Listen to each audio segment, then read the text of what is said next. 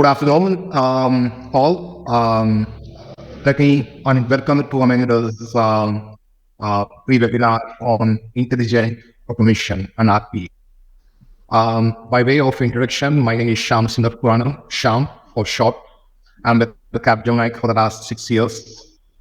In the industry for more than 28 years. And in my current role with Capgemini, I lead the automation within the cognitive and robotics in the cloud infrastructure services GDL.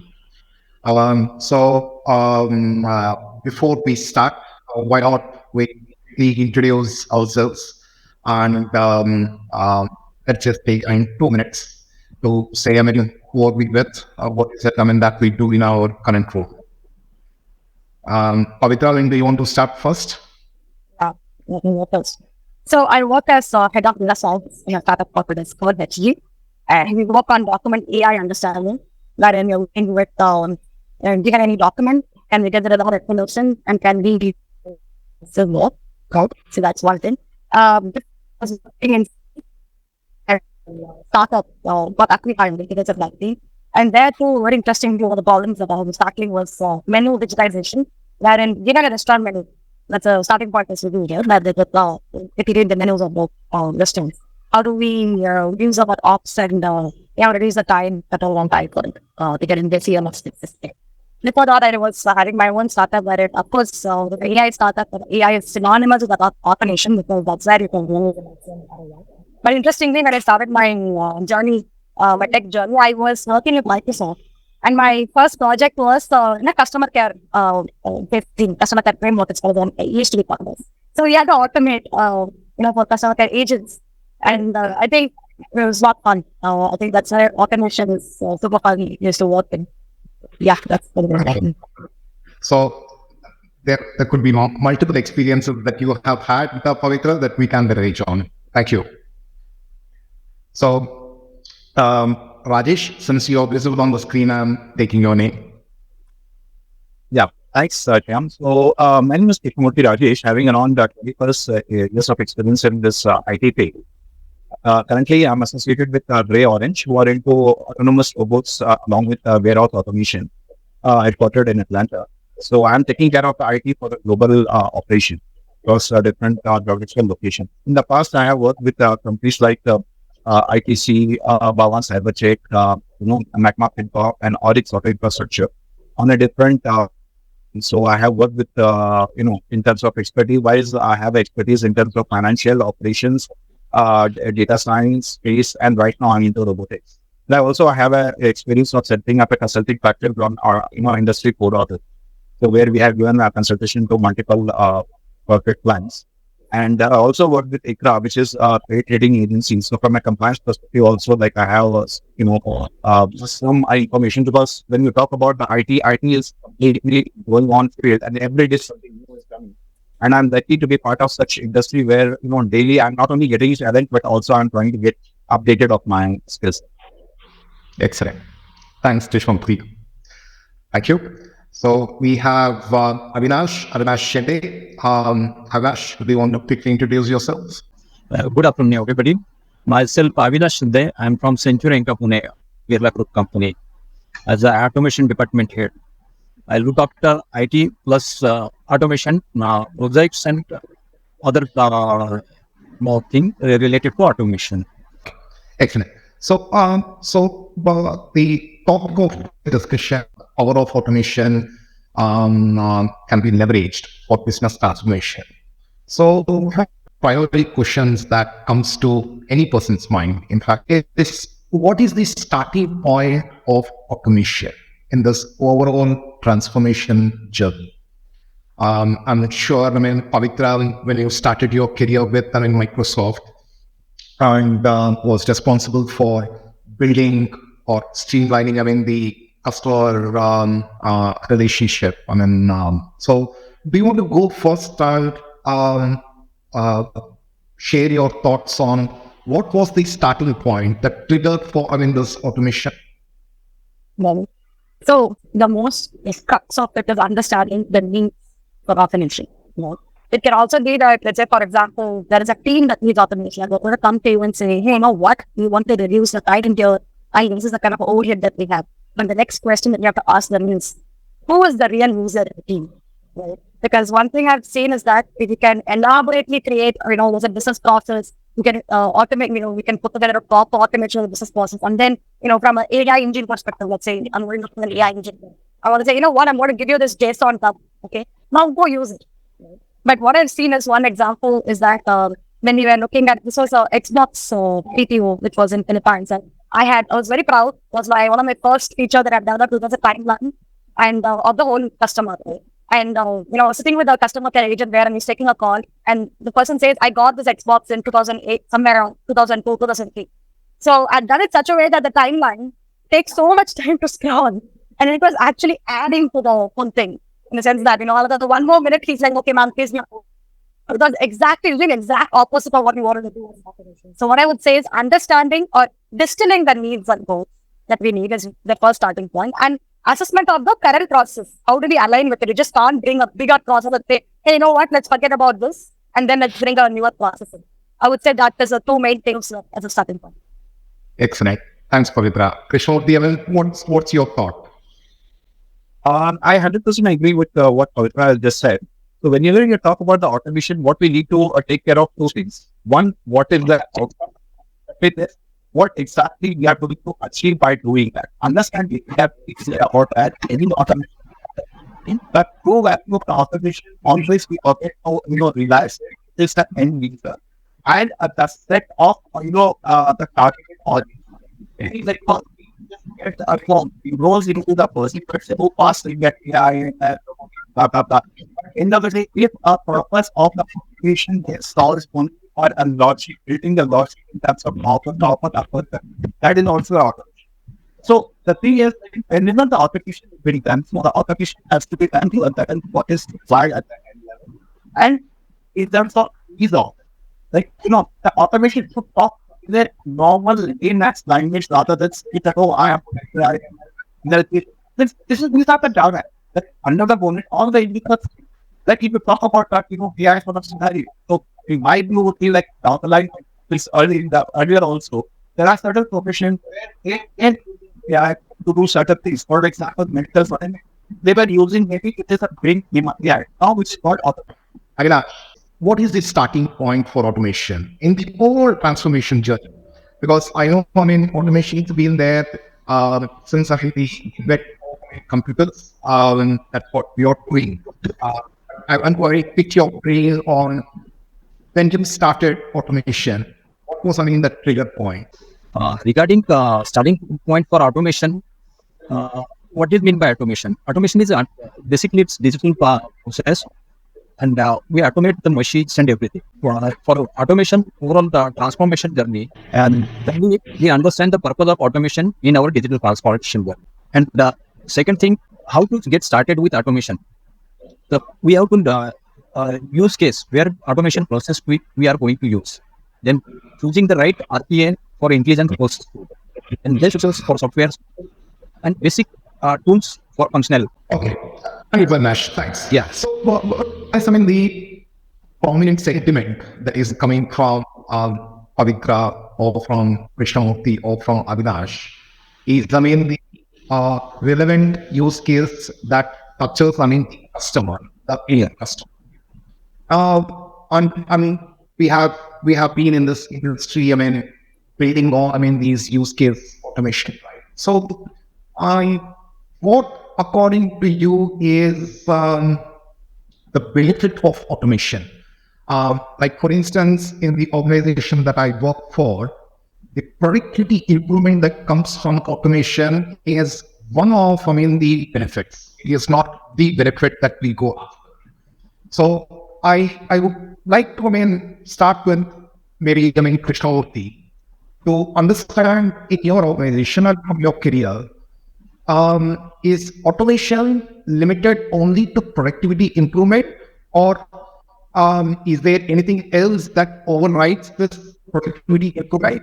And to the end, how does success look like in automation projects? So when you talk about in terms of automations, specifically to that business scenario, there's a two part. One is introvert to the automation which can help to increase the productivity which we target to the end customer. Second automation is something which we talk about in terms of our internal users who are using the system to create that that ecosystem. So from an automation perspective, like as we said that we are into robotics and autonomous what do you call the warehouse operation system. So there is a lot of times like what happens is you need to have automations not only from machine to machine, but also you require to have automation which can help to the users of operating such things to give a more insight in terms of the data, in terms of the decision making capability.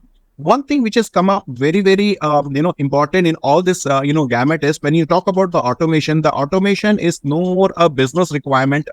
If you say in the current trend, the automation is more required from a information security angle, because when you talk about from a business perspective, one part which is very, very difficult, or I'm sure that most of the organizations are grappling with, is how to get the information which is there in different nook and corner of the functions. Given a scenario that most of the organizations have gone into SaaS and they have started applying their own softwares, applications, so on and so forth, and any one breach coming in from any one part might have the impact as a whole organization. So when you talk about the automation, in my view, the biggest automation what one can look upon is in terms of protecting the environment and to ensure that whatever you're doing under the line are 100% protected from any type of internal or external attack. Because also, when I talked about in terms of security, so most of the threats are external, agree, but at the same time, couple of threats or or misconfiguration, I would say, I would not call it as a threat, where misconfiguration or in terms of not assigning a right access can create a vulnerability which can be exploited by the third party or external entity. So in that case, also automation plays a vital role. Like whether you talk about the endpoint automation, whether EDR, XDR, SOC, or whatever it is.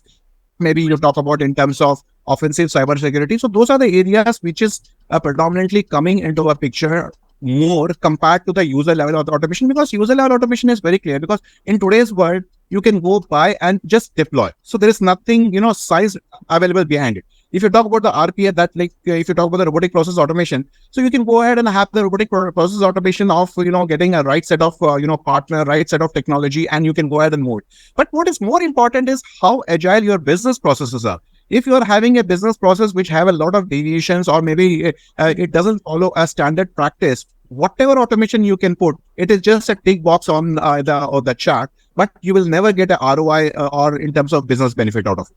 So when you talk about automation, the baseline of automation is to understand what you are, how you want to perceive, what is your strength, and then once you are clear with the whole process diagram, then adapt the technology, put the technology, and once the technology has been put, revisit the technology to say whether you are getting a ROI in terms of, getting all the information from multiple other touch points which you have not thought to automate, and how to integrate to get it into a single pane of dashboard for the enterprise.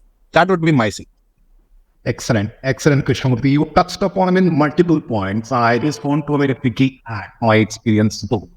When we talk about information security as one of the key expectations from automation, I've seen the other side too, wherein for running the automation, you would require a service account, which has similar privileges as the human user.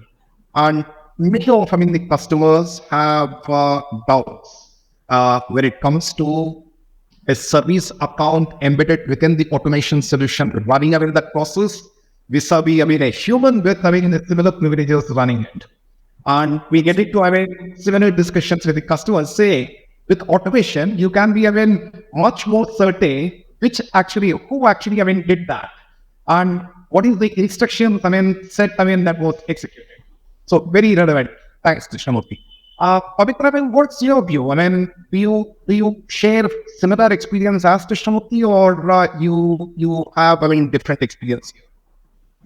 Completely agree with the Krishnamurthy, because compliance and risk management is huge. Because they're not going to put money or something for the things for this, right? And especially when it comes to financial institutions, and there are there are any number of regulations that let's say that they have to follow on different areas too, right? it's humanly, you can't do that. And definitely need some sort of checks and balances kind of an automation to even find anomalies. Everything else, wherein it can be AI assisted kind of a process, wherein AI is able to automation, say, what, these are things that you can fill in this form, or this is print up and it's sent, right? Do you want to kind of verify? So it's like kind of a 2-eye or a 4-eye kind of a process technology that we can have.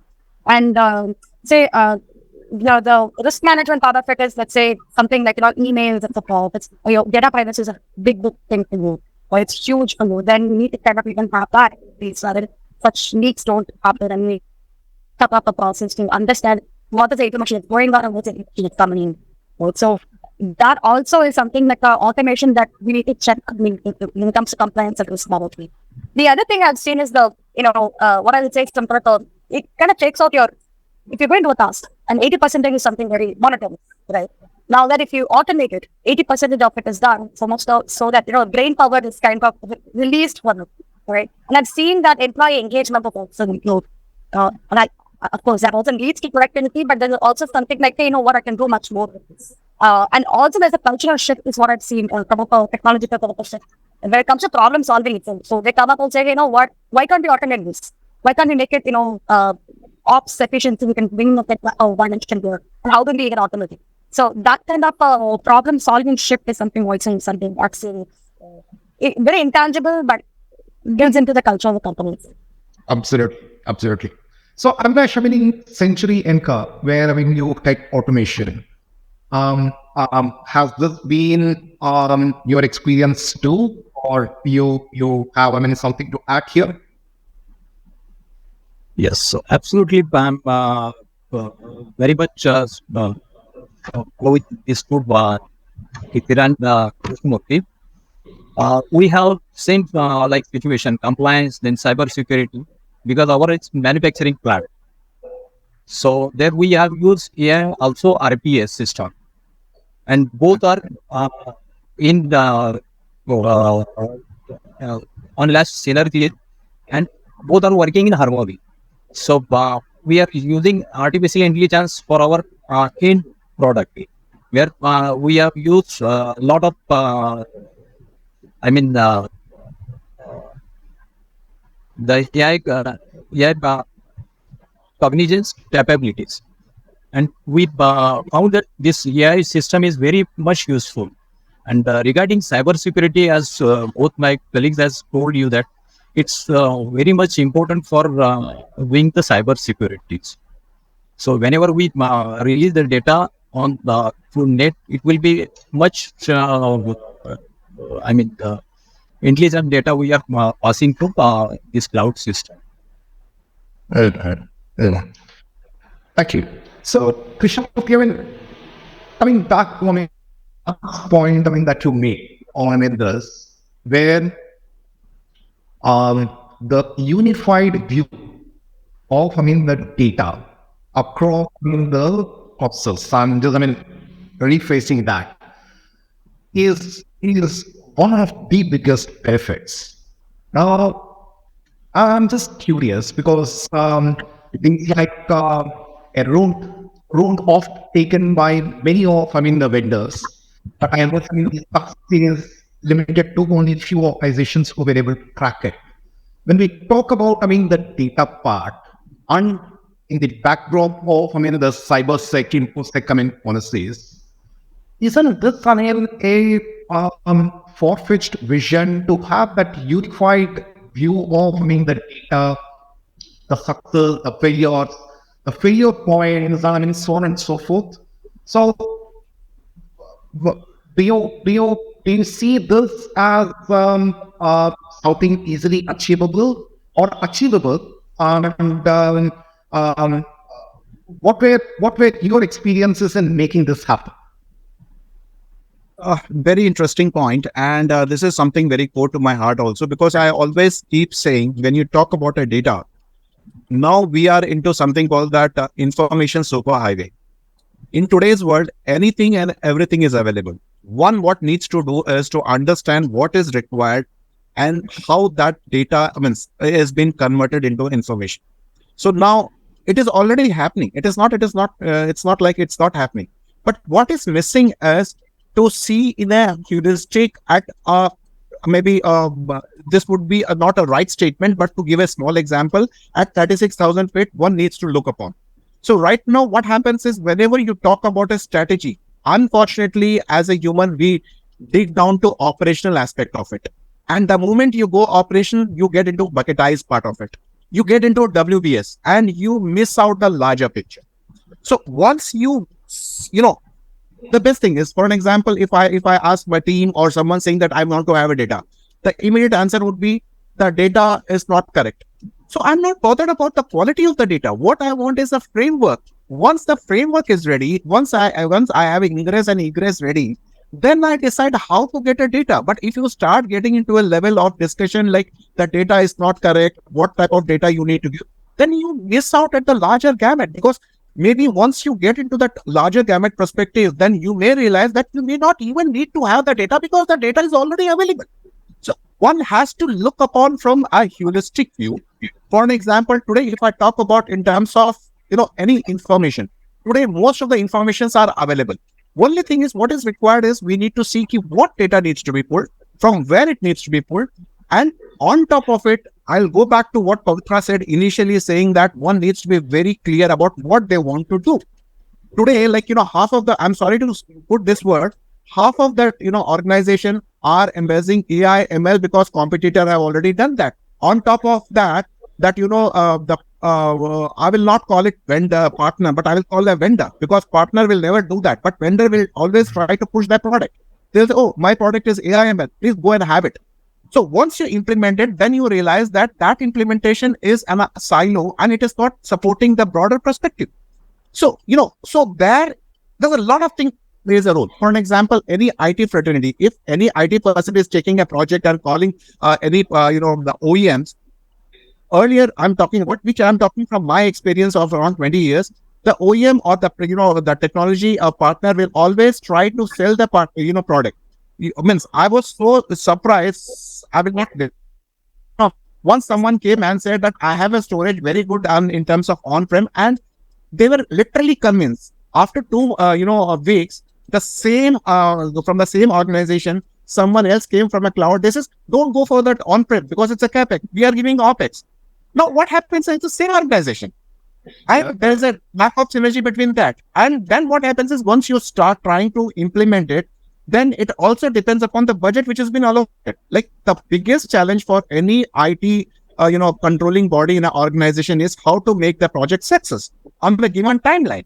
Like suppose if I have say $1 million, then end of the day, I need to say that I have saved 10%, 20%, and this much of, reduce a timeline in which I have done. But they miss out, they go into operational aspect of it. They are missing out on the larger aspect, why that implementation has even took place in the first stage. So there has to be paradigm shift from the operation to strategy. Once you start doing it, then you realize a lot of data which is already available. We just need to enrich the data and try to see what insight needs to be taken from where, and we push it across. And that's the reason why I call it as the information superhighway. Today, all the devices, if you talk about the OT device, most of the devices are Wi-Fi compliant. Data are already available. But what is missing out is most of the data are onto fog or cloud. They are not in edge. So when you talk about the autonomous decision-making capacity, so there is always a time gap between what happened and how you react. And today, like we are talking about 5G, 6G, those days are not gone very far, where people will be talking about the LEO-based constellation, where 5G, 6G would be something of yesterday. So things are changing. And at the same time, people should also understand that. Absolutely. So, Pavitra, you being head of data sciences in the organization you work for, I'm sure, this would be picking you, every day, right? And probably something that you lose your sleeps overnight. So, what do you think? It's not true. Like, Krishnan just spoke, we talk what's on our notes, what I'd say. And it's so good to hear this viewpoint, because we directly go into a tactical point of view, right? Where you're going, okay, fine, this is what it is, let's go get it done. But what is the strategy there? And that is where, even in a tech perspective, is where strategy is not only for the business to figure out, right? Strategy is where business and tech come together and decide a product or a kind of a framework saying that this is what we're going to do. And the other thing about data is that so true, right? Like, of course, you're looking at from perspective, data is not available, but the data is where we need to start because that's where the whole story lies, right? Maybe our process itself is wrong because we have not understood the data properly. And the other thing is from going from this direction to the other direction, saying, when you're talking about success of the project itself, those are metrics, right? So this is what I call as perceived value and actual value, right? So you're going talking to a customer or a client or a partner, whoever it is, right? And saying that, hey, you know what, we're going to do these things for you, right? And they would be thinking, okay, this is what I'm perceiving as. Like, okay, you're going to have ChatGPT like capabilities and you're going to give it for me within request per second, making it up, right? And that is what their expectation would be, right? But that is a perceived value. But what we are talking about is the actual value, right? What can you actually deliver? And this is the gap that comes in, and this is where most of the projects fail because they assume something and they have delivered something else. So this is a kind of an ongoing conversation that needs to also happen, which includes your data, which includes what strategy we are using, what the technology we are using, what the upskilling that we need to do, what is the framework. Again, going back to it, like asking the 5 whys, right? Why are you doing this? Then why are you doing this, right? Going back to that. And fixed on is the metrics that make sense. It doesn't have to be an industry-based metric. It can just be that, it doesn't have a turnaround time. Something else that makes sense to that kind of process, which it's not it's not effectiveness and efficiency, which is called efficacy, right? So it's not just efficiency. I have a model that gives 98% accuracy, right? But is it effective? And if it's not reducing the time for that, then there's no efficacy. Excellent. So, Avinash, Pavitra used wonderful terminology. I mean, that has become, the talk now. Even in Capgemini, we persevere for effectiveness and efficiency of the automation solution. How much is it used? Is it used for, transactions that actually, deliver value to, the end customer? So, essentially, in your organization, and I'm sure, I'm putting you in the spot. The solutions that you deliver from your, automation unit, how much of it is effective? How much of it is efficient? And if you need to, take a thumb in the air estimate, what would be your? Let's see. I have listened Parita and Krishnamurthy also. We have successfully completed our AI in my operation technology segment. We doesn't much get so much complaints or anything from my customer or my process persons. Whatever they have suggested to give me, we are always ready to give them any output. So this type of any hurdles or anything I have not yet faced. So I'm not satisfied with these two things. Okay. So a perfect, segue into, the chat GPT, the generative AI, that is picking up in the market, right? And Krishnamurthy, and we have touched upon that, you and Pavitra and Avinash have touched upon this. On any live use cases that you guys are currently working in the Gen AI space? Krishnamurthy? Maybe I may not be able to specifically talk from my official capacity, but what I can talk about in a general terms. So in a general terms, when you talk about the chat GPT or any, one thing you need to understand, the terminology called assisted AI is no more assisted AI. Those days are gone by. People were talked about, weak AI, and then they talked about assisted AI, then super AI. So now the whole definition of AI has changed. And what we are seeing is just 20% of the 100% larger picture. So when you talk about chat GPT or any such things, again, it depends upon how you are integrating with your ecosystem. For an example, if you talk about it from a DevOps perspective, it may have a benefit, right? Similarly, if you talk about from a security perspective, it has a benefit. But while I'm saying that, I should also emphasize upon the same thing is being done by the bad actors also. So now what happens is you have been given the same thing what the others are also doing. So now that delta difference should be brought by the human, because otherwise what happens is, if you know that how, it's a pattern. Like if the pattern is understood from both, then someone needs to break the pattern to take it to the next level. And that is where the human intelligence comes into a picture. So now again depends upon the dependency on ChatGPT or such things. I will say will definitely beneficial for, but again, one needs to be cognizant of exactly for what purpose it is being used or how that is being implemented. I will give you a small simple example. If there are company A and B and they have a product, the similar type of product, and if both are using ChatGPT, then the chances of having the similarity between both would be more in comparisons to someone using a human touch also on that. Because end of the day, the bottom line is the technology. So what needs to take care of that, and also in terms of how those things have been getting embedded into the internal system. So the answer is not simple, but in the same time, one needs to be very careful about using such technology when it comes to because when you develop a solution with something which is being given as an assisted, right? Then you don't know whether that solution might have some bottleneck or maybe some vulnerability, because you are implementing as is you are getting. But that part, which is as a black hole, if someone gets hold of it, even you don't know and your ecosystem may get compromised.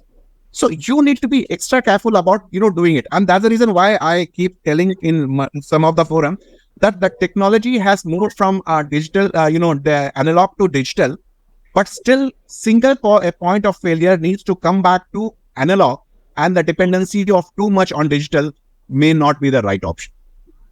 Yep. Thank you. So, Pavitra, so taking the analogy of Krishnamurti, the bad actor, good actor. So, what actor is your organization?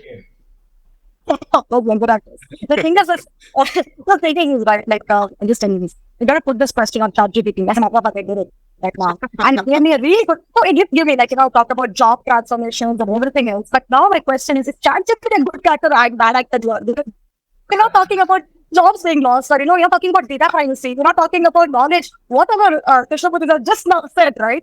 Those are not mentioned in the ChatGPT's answer, right? So this is where our concept of bias, in the sense that as a human, we need to bring it. And I really love the way you put that digital paradox and that simple point of. I know it's a totally different point of view, but if you've seen this movie Wall-E, which came over all the way to Earth moves, in the end, it's going to be like you have to switch from automatic to manual, right? That point we need to definitely have, right? Especially when it needs to be more optimized. Now the thing is, talking about robotic process automation and all these things. ChatGPT has changed it, or this whole LLM space, this large language model still has changed. Saying, what is robotic process? If anything can do robotic process, right? What you define as robotic process itself changed. And that's what other thing is we need to figure out that, there is a lot of AI. One thing we need to also understand. And this is an example I always give. Hammer versus a bulldozer, right? You need to, maybe, put a name in, and then you're going to bring a bulldozer, which is your large language model for that problem. Does that make sense? At the same time, you need a bulldozer and you're going to have a hammer and you're going to do something there, right? Does not make sense yet again, right? So we need to actually go by first principles solving point of view. Then, hey, this nice regression model will work here. You don't need your large language model here.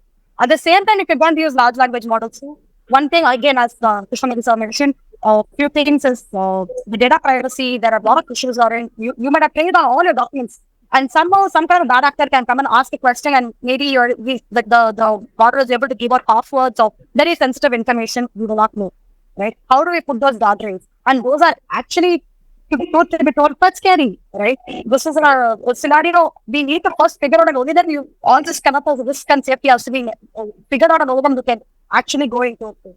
But at the same time, one thing that's also I see what's going to happen is in the large language model spaces. I started out with computer vision. What was so difficult in 2017 is just a library now, and it's like not pretty tough. That's it, right? It's so commoditized. If I want to train an object detection model, it's becomes so easy that I can train that object detection model.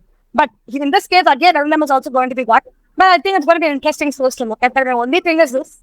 LLMs are going to be definitely a great tool for us, but at the same time, it's out to now something, and we need to consider the whole spectrum, the whole gamut, because it opens up a lot of safeties. Okay, but yeah, just to add on what Pavitra said, maybe down the line after 6 months, this sort of sessions would be conducted by ChatGPT itself. I'm sure. I'm absolutely sure. Not even 6 months, maybe even 2-3 months more. Yeah. a good segue before we end this call. Just like, the famous song in Kaimat Se Kaimat Tak. Papa kehte hai, bada naam karega. Auto hamara bada kaam karega. Okay? So, how do you see this, automation, or let me say, digital worker, find the career aspirations of this digital worker 2-3 years from now? Avinash, do you want to go and go first with that? Fine. Sid, right now, all are thinking regarding automation. But just like our manufacturing plants, there are mixed variety of peoples. There's some thinking my job will go on due to this automation, chat GPTs or something, this type of this. But right now, what from our perspective, 5 to 10 years, automation comes into pictures. Like artificial intelligence, then IoT is already in pictures. And IoT, next generation connectivity also comes in pictures. Around also extended reality, such type of things might be in future will come. And this right now we are in the new will also comes in picture on 2025 also. They have their different perspectives and everything. So I'm saying that it will be a bright future for automation industry. Excellent. Thank you. So I see that Sanjay has joined. Sanjay, you probably, want to go next because, you come from games 24/7. What would be that sixth statement from you to imagine this digital worker 2 years from now? So I think going digital, I think what I see, right, a few things. One is, with the recent, a lot of development and a lot of discussion around the AI stuff, right? In my opinion, any mundane task, any repetitive work that we do, that's going to go away. And automation is going to, I think, take over these kind of work. I give an analogy of how banking industry used to operate, say, 20-25 years ago, where we used to go to the bank to either withdraw cash or deposit money, apart from any other activities. And bank said that, hey, you come to us, most of your activities are either deposit money or withdraw cash. I will give you, a self-serve machine where you don't have to come to me, right? You go to the, to that machine, and we will help you enough, right? It will give you a secure way to access your accounts, like, the debit card and all that. But we will ensure that it is safe, secure, your money, the whatever currency note that you're getting, you don't have to doubt whether it is real, not real, whether it is fake currency and all that. Those things we will ensure, but we will give you a way through which you can self-serve way to manage those, deposits and withdrawal, right? You come to us only when you have special needs, like, for example, when you're applying for home loan, or you have, any requirement for any other activities which are not regular in nature. You don't do it on a daily basis. Similarly, I see that kind of transformation happening within our space, where any regular activity that you do, including the code that we write, right? You will have that available, almost ready-made. You just take that and make any customization based on your requirement, and it is available almost immediately, and then you're good to go. So I see that transformation happening, although it may take a little bit of time. I think this is very recent, still very new. A lot of things need to be, I think, control, and a lot of governance needs to be applied. But this is what I foresee, that in, say, maybe 5 years from now, a lot of these regular activities, repeating in nature, will get fully automated, and we will, as human beings, will be focusing on something else. Interesting. So it will be a transformation rather than, again, a lot of, I think, speculation on that, hey, whether it is going to cut down on the number of people needed to do the job. I ask the people that, hey, go and ask people who were employed in the bank 20 years ago. If you go and ask them, and if you ask them that, hey, are you now completely free and machine is doing the job? They'll say, I'm more occupied now. My role has changed, but I'm doing something else, and then I have more work to do. Absolutely. Thanks, Sanjay. Pavitra?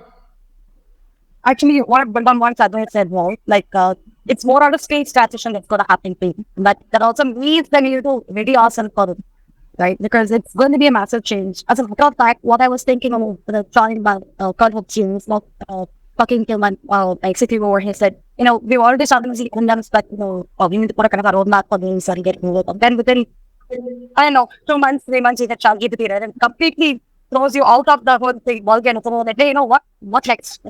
But at the same time, there are also ethical considerations, with what the point, Sam. and we definitely need to look into it. Because ease of use, yes, but maybe that's that manual of automatic soap, right? Even that we need to take into consideration become some kind of a social considerations too. Because if it needs upskilling, then what do we do? Also, even affirmation is one thing, or just on the society thing is one thing. Is definitely unknown. Excellent. Vishwamurthy? So, in fact, if you talk about from an automation perspective, I strongly believe that all the critical services or, mission critical, if I say in a more robust way, would definitely see a brighter light, be it a financial, be it a defense, be it a energy, power sectors, so on and so forth. But if you talk from an angle of, something which is more towards the lifestyle, of a human being, that automation may assist, but may not be able to overtake. For an simple example, if you wanted to have a recipe or if you want to cook a food, then, even though whatever automation you do, but there are certain things which everyone will like to have automation. I'm just giving you an example. Like this, there would be a lot of cases where even though the automation will help the humankind to, take to the next level, but still those digital space will be unaffected. But yes, the areas which Sanjay said in terms of banking, finance, where certain things can be done automatically to have more trust which can build up, because it also brings to another topic called digital trust. So those areas, when we talk about the automation, will definitely play a vital role.